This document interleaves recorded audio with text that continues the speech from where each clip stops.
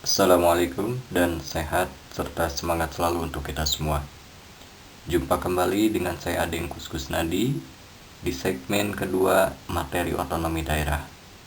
Di segmen kedua ini, kita akan mencoba untuk membahas mengenai urgensi tata kelola pemerintahan yang baik dan bersih di dalam pelaksanaan otonomi daerah.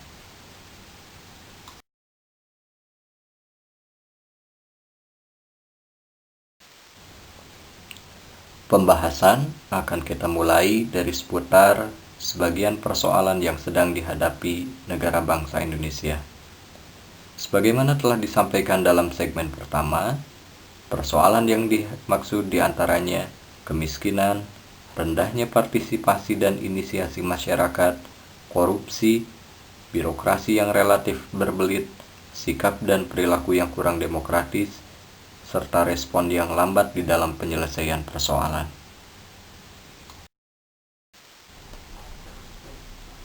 Memerhatikan persoalan-persoalan tersebut, tentu kita semua sepakat bahwa harus ada solusi yang dimunculkan.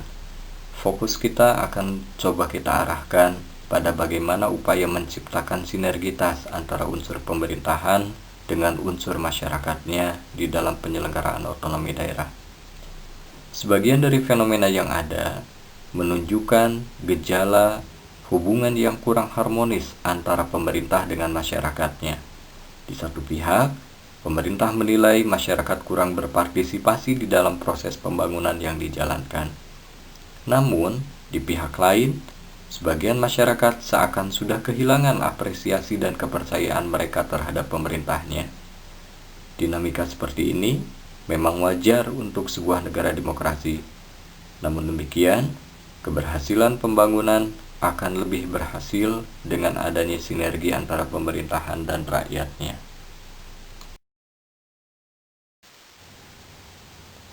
PR-nya adalah bagaimana mewujudkan tata kelola pemerintahan yang baik dan bersih sehingga dapat menguatkan kepercayaan masyarakat.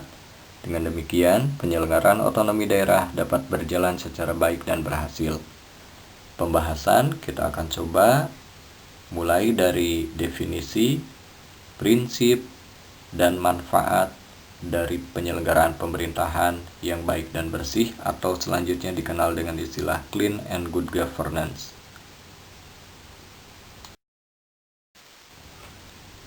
Kita coba pahami mengenai apa itu tata kelola pemerintahan yang bersih dan baik. Di Indonesia, terminologi ini dipadankan dengan tata kelolaan pemerintahan yang baik, bersih, dan berwibawa.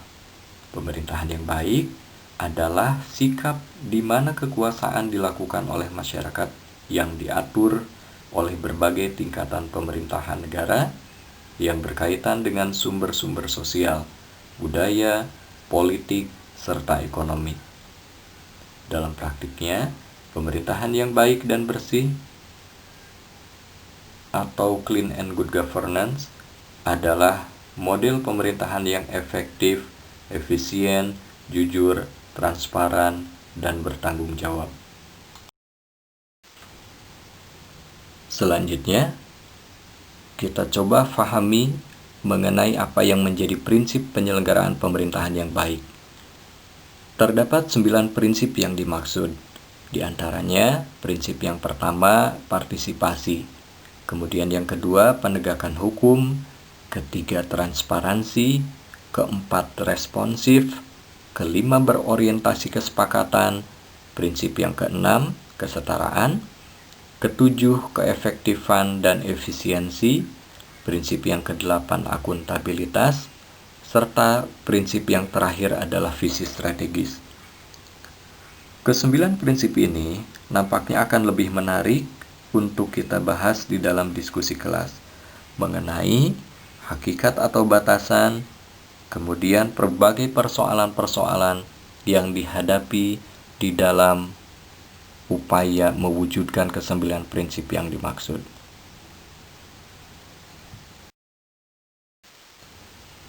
Pembahasan yang terakhir adalah mengenai manfaat clean and good governance.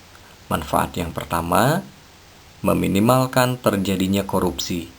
Kemudian yang kedua, pandangan minoritas terwakili dan dipertimbangkan. Manfaat ketiga, pandangan dan pendapat kaum yang lemah didengarkan dalam pengambilan keputusan. Berikutnya, manfaat yang keempat, peningkatan semangat dan perwujudan demokratisasi. Serta yang terakhir, diharapkan akan mampu mendorong bagi upaya percepatan kesejahteraan masyarakat. Baiklah, untuk materi mengenai otonomi daerah, nampaknya kita cukupkan demikian. Kita akan ulas lebih lanjut di dalam proses diskusi kelas di kelas masing-masing. Terima kasih. Assalamualaikum warahmatullahi wabarakatuh.